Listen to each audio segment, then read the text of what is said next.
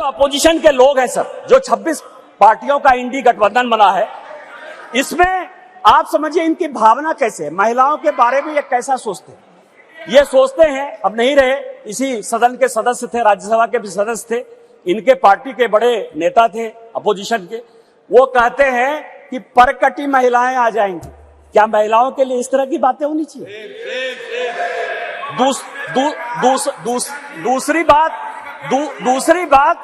दूसरी बात जो है, ये दूसरे नेता जो है 2011 में मैं अध्यक्ष जी आपको दो कहानी बताना चाहता हूं, और ये वर्षों से मेरे मन में था। इस पार्लियामेंट में 2 बार संजोग से मैं 2009 में सांसद बनकर आया, अनुराग ठाकुर जी से लेकर राजनाथ जी सबों के साथ काम करने का मौका मिला सर। 2011 और 2013 में 2 भयंकर घटना हुई इसी वेल में।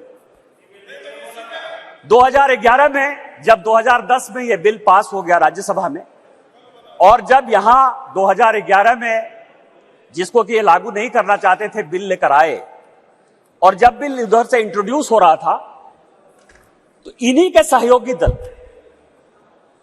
के सांसदों को इसी कांग्रेस ने इसी वेल में पीटा सर। 2 बिल था, एक महिला रिजर्वेशन का 2011 में, और 2013 में प्रमोशन इन रिजर्वेशन। और प्रमोशन इन रिजर्वेशन में मैं जब बात करूंगा तो ये पूरे के पूरे बेंच खड़े हो जाएंगे सर। यही वी नारायण स्वामी बिल को पेश कर रहे थे, समाजवादी पार्टी के यशवीर सिंह, शेड्यूल कास्ट थे सर, ये कहते अधिकार की बात, शेड्यूल कास्ट शेड्यूल ट्राइब की बात करते हैं सर। यही यशवीर सिंह यहां पार्लियामेंट में उस तरफ से गए, वी नारायण स्वामी का उन्होंने बिल खींच लिया। इस पार्लियामेंट में, इसी लोकसभा में सर, सबसे पहले बिल में यदि उसका कॉलर पकड़ने के लिए कोई आया तो यही मैडम श्रीमती सोनिया गांधी जी थे सर।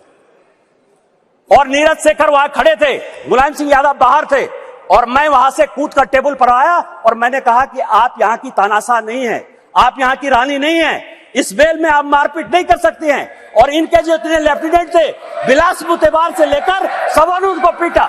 ये दोनों घटनाएं जो है, चाहे महिला रिजर्वेशन का हो, चाहे ये प्रमोशन इन रिजर्वेशन का हो, ये पार्लियामेंट है सर, सबको सत्य बोलना चाहिए। और मुलायम सिंह यादव ने कहा यदि बीजेपी नहीं होती तो आज के डेट में हमारे सांसद नहीं बचते। आपने तो सांसदों की हत्या करने की कोशिश की, और उसी दल के साथ, उसी 26 दल के साथ ये आए हैं जिनका की मानसिकता ही नहीं है कि महिला को रिजर्वेशन मिले।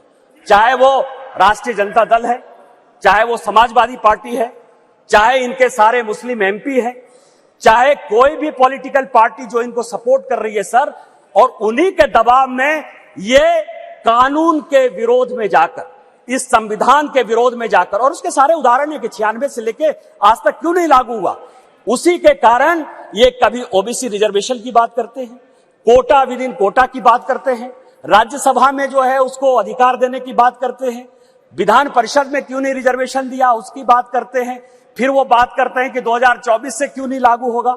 इनको सब कुछ पता है।